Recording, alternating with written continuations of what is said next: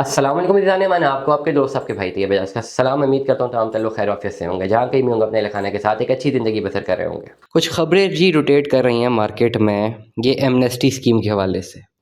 क्या real estate को एक और एमनेस्टी स्कीम मिलने लगी है? नंबर वन, क्या मौजूदा हुकूमत वक्त इस बात से कायल है कि जी रियल स्टेट को एक और एमनेस्टी स्कीम दे दी जाए? क्या आईएमएफ जिसके बलबूते पर इस वक्त हमारी लड़खड़ाती हुई इकॉनमी चल रही है, क्या वो हम जैसी एक ग़ुलाम इकॉनमी को ये इजाज़त देगा कि एक नई एमनेस्टी स्कीम दे दी जाए रियल स्टेट को? हालांकि इस बात का सबको पता है कि जो पिछले गवर्नमेंट में जो पिछले प्राइम मिनिस्टर ने जो इमरान खान की जब गवर्नमेंट थी, उन्होंने जब एमनेस्टी दी रियल स्टेट को, तो बहुत सारा पैसा बाहर निकल कर इन्वेस्ट हुआ मार्केट में। कहने को तो बहुत अच्छा एक फिगर था पाकिस्तान की इकॉनमी के लिए, लेकिन आईएमएफ इसके ऊपर बहुत ज़्यादा नाराज़ था, क्योंकि सोर्सेस ये बताते हैं कि आईएमएफ प्लान लेते वक्त ये तय हो चुका था कि पाकिस्तान किसी भी किस्म की कोई एमनेस्टी किसी को नहीं देगा। मैं तैयब एजाज हूँ। आज के इस व्लॉग में एमनेस्टी के हवाले से मैं ज़रा डिटेल इन्फॉर्मेशन अब तमाम तर लोगों को देना चाहता हूँ, और जिन लोगों के जहन में ये क्यास आराइयाँ आ रही हैं कि क्या रियल स्टेट को एक और एमनेस्टी मिलने वाली है, उस हवाले से मैं जवाबात देने वाला हूँ। आपने व्लॉग को एंड तक ज़रूर सुनना है। सबसे पहले हम बात करते हैं कि एमनेस्टी स्कीम क्या होती है।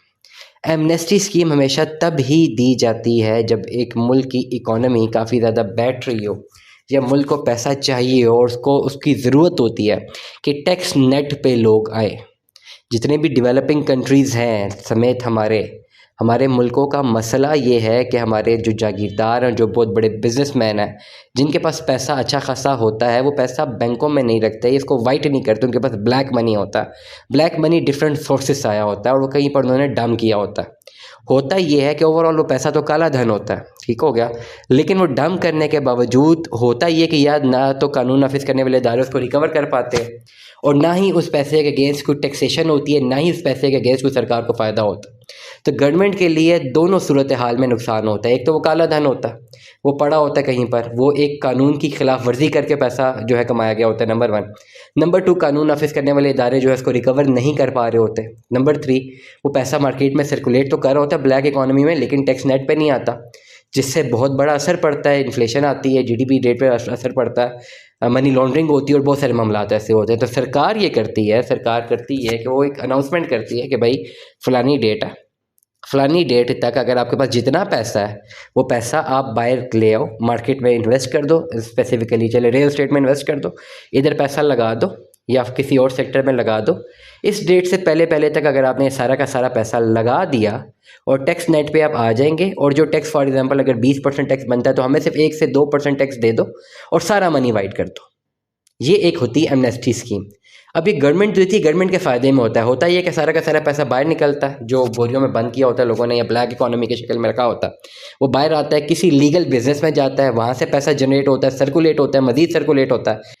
और वहाँ पे होता ये है कि उस सेक्टर में जो है ज़्यादा पैसा फ़्लो करता है। जब ज़्यादा पैसा फ़्लो करता है उस सेक्टर में, तो क्या होता है कि वहाँ पे एक प्रोडक्शन बढ़ती है, एम्प्लॉयमेंट बढ़ती है और पैसा जनरेट होना शुरू होता है, और जिसने पैसा लगाया होता है उसका भी फ़ायदा होता है, जिसने नहीं लगाया होता एम्प्लॉयमेंट जनरेट करके वो अपनी एम्प्लॉयमेंट से फ़ायदा उठाता है, तो ओवरऑल सबको फ़ायदा होता है। कानूनी तौर पर जो है ये सिर्फ हाकिम वक्त या सरकार की जानिब से जो है ये स्कीम दी जाती है। कानूनी तौर पर कानून इसके अगेंस्ट जाता है कि नहीं, ऐसा नहीं होना चाहिए।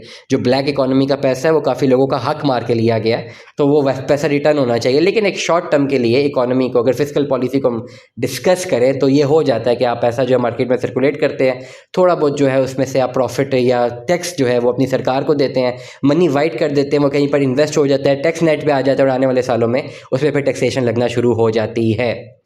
अभी क्या किसी को लगता है कि ये एक और एमनेस्टी दे दी जाएगी? अगर किसी के जहन में ये ख्याल है तो बिल्कुल अपने जहन से इस ख्याल को निकाल दे, क्योंकि अब जो है हमारा मुल्क इस बात का मुतहम्मिल नहीं हो सकता कि रियल स्टेट को एक और एमनेस्टी दे के एक और आर्टिफिशियल बबल इसमें क्रिएट किया जाए, नंबर वन।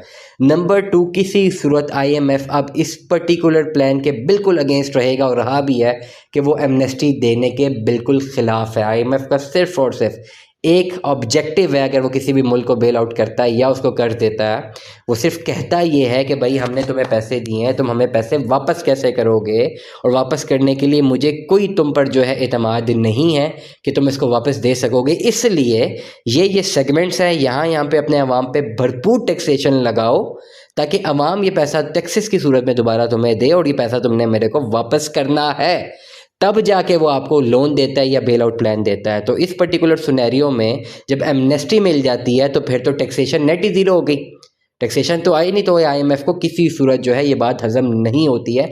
इसलिए करंट हालात में जो मुल्की हालात लग रहे हैं, किसी सेगमेंट को कोई एमनेस्टी नहीं दी जाएगी जहाँ तक मेरी रिसर्च कहती है, क्योंकि मुल्क इस वक्त इस पर्टिकुलर हालात का मुतहम्मिल नहीं है। एक तो हम आईएमएफ के प्लान की तरफ हमारी सारी नज़रें हैं कि वो हमें बेल आउट ही करे, अगली किस्त दे ताकि बाकी फाइनेंशियल इंस्टीट्यूशन हमारे साथ काम करें, उसके बदले में मज़ीद महंगाई तो होगी ही होगी। लेकिन ओवरऑल इस वक्त सिर्फ एक ही ध्यान अगर मौजूदा हुकूमत का या मौजूदा सरकार का है, वो सिर्फ इस तरफ है कि किसी न किसी तरफ फ़ॉरेन इन्वेस्टमेंट या फ़ॉरेन डायरेक्ट इन्वेस्टमेंट यहाँ पर आए पाकिस्तान में, जो यहाँ पे जो है इन्वेस्टमेंट और एम्प्लॉयमेंट जनरेट हो, प्रोडक्शन जनरेट हो, जिससे हम थोड़ा बहुत अपने पैरों पर खड़ा हो सकें। रियल एस्टेट में इन्वेस्टमेंट किए हुए काफ़ी ज़्यादा ऐसे लोग हैं जो कि चाहते हैं कि किसी तरह दोबारा से एक एमनेस्टी मिले ताकि उनकी जो इन्वेस्टमेंट्स हैं जो कि फंस चुकी हैं वो बाहर निकल जाएं। लेकिन अगर मैं रियलिटी बताऊं तो टेक्निकली अभी ऐसी भी कोई भी सूरत हाल पॉसिबल नहीं है। दुआ में याद रखिएगा, अपना बहुत सारा ख्याल रखिएगा। स्टे ट्यून में। अल्लाह हाफिज़।